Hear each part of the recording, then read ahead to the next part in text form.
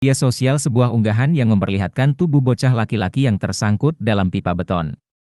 Mengutip video yang diunggah oleh akun Instagram Andreli48, tampak bocah tersebut khawatir karena terjebak dalam pipa beton, dikelilingi beberapa orang yang berusaha menenangkannya.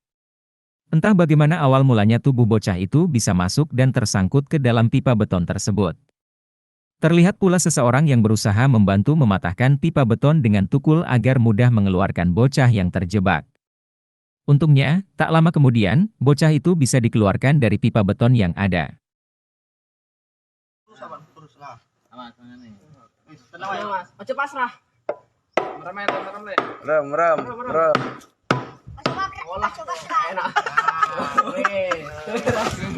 Di sini dia. Alhamdulillah. Alhamdulillah.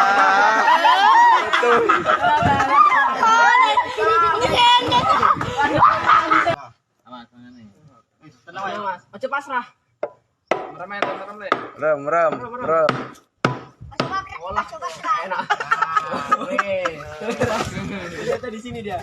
Alhamdulillah. Alhamdulillah.